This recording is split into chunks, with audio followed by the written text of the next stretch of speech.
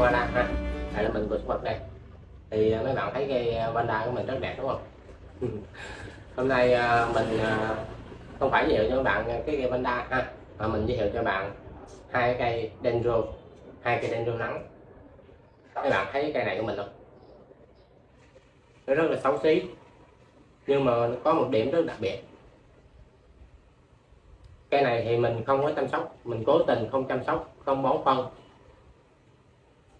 Một cây, hai cây, ba cây, ba cây thì nó ra ba cái vòi hoa. Thì hôm nay mình sẽ chia sẻ cho các bạn cái cách mà mình đã làm cho nó như thế nào để nó ra được ba cái vòi hoa khi mà không có cần cái sự chăm sóc quá nhiều. Thì các bạn nhìn thấy thì so sánh hai cây dendro này, các bạn cũng biết một cây rất là xanh tốt và mình bỏ rất là nhiều phân ở dưới gốc. Và cây bên đây thì mình không hề bỏ một tí phân nào hết. Để mình quay cận cảnh lại cho các bạn xem ha.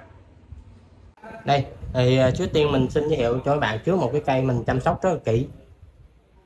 Mình bỏ rất là nhiều phân ở dưới gốc, phân trùng quế, phân tan chậm, để các bạn,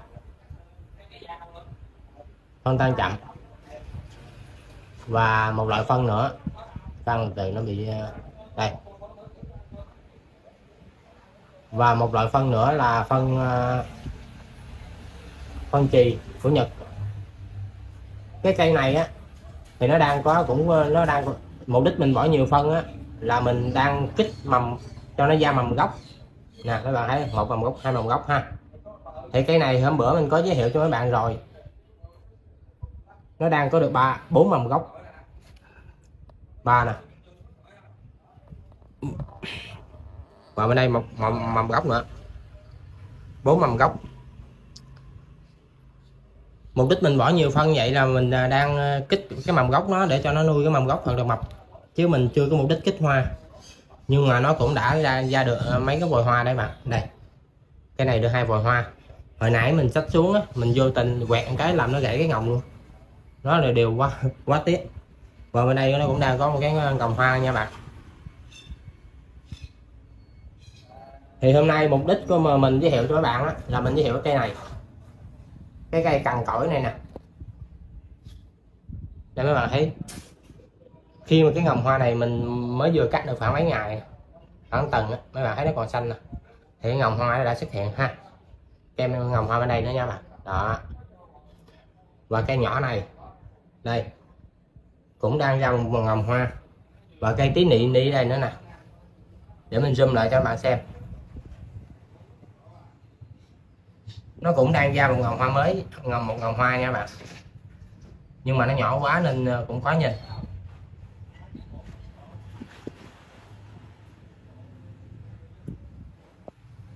Đây thì trước tiên á mình sẽ quay cho các bạn xem thử cái gốc của nó. Mình không hề bỏ một miếng phân nào hết, chỉ bỏ một ít cái rong rừng thôi. Các bạn nhìn nè, không hề có một miếng phân nào hết nha bạn. Đó, mình lấy ra cho các bạn xem luôn nè. Đó, nó đang nhảy một cái kia con, chỉ có một kia thôi.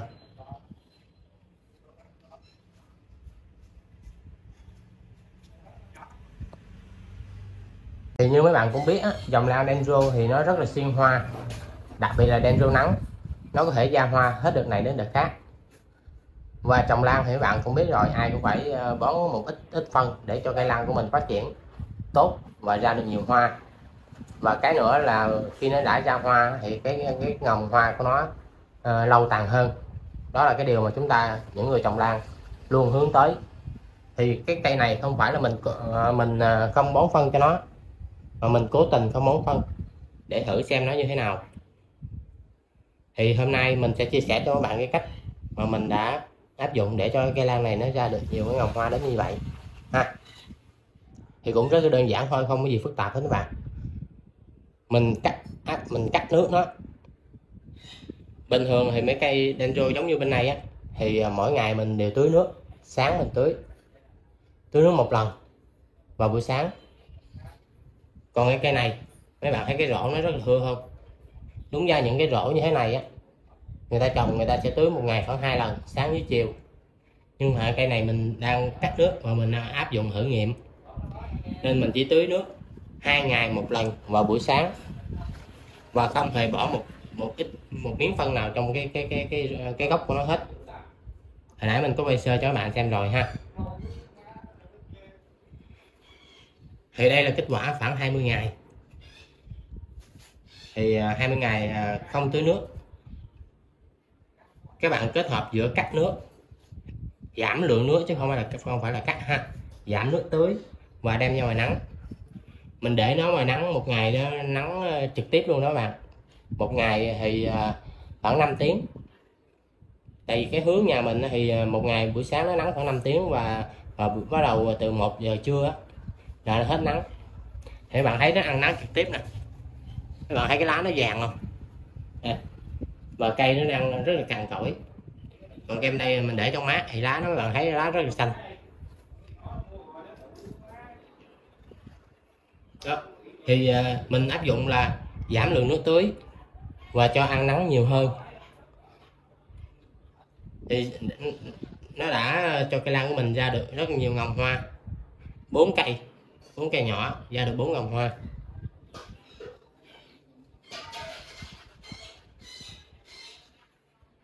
Thì áp dụng riêng với dòng lan Dendro thôi nha các bạn. Còn những dòng lan khác như Hồ Điệp hoặc là Vanda rồi thì các bạn đừng nên áp dụng cái cách mà phơi nắng trực tiếp giống như của mình. Thì trồng lan thì các bạn phải tưới phân và nước xen kẽ. 5 ngày đến 7 ngày thì mình tưới phân một lần để giúp cho cây lan của chúng ta luôn là xanh tốt như trong đây ha. Đừng nhưng mà cái này là mình cố tình nên sẵn tiện mình quay cái video chia sẻ cho các bạn thử là cây lan khi không được chăm sóc nhiều, không ăn phân, chỉ ăn nước. Mình chỉ nói riêng với cái dòng lan Dendro thôi nha các bạn. Những dòng lan khác thì mình không nói nha.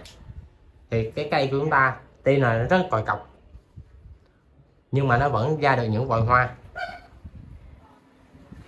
Thì mình thử nghiệm, mình nghĩ thử nghiệm chỉ có một chậu này thôi. Còn nếu mà mấy bạn muốn cho cái cây lan của mình nó thật sự là xanh tốt, nhiều vòi hoa và vòi hoa luôn dài, cánh hoa thì nở được lâu tàn, thì bạn đương nhiên mấy bạn phải bón nhiều loại phân khác nhau trong từng cái giai đoạn phát triển của cái cây lan. Chúng ta không thể nào áp dụng cái phương pháp giống như mình, giống như cây chính giữa này của mình được. Nhưng mà mình thử nghiệm và nó đã thành công.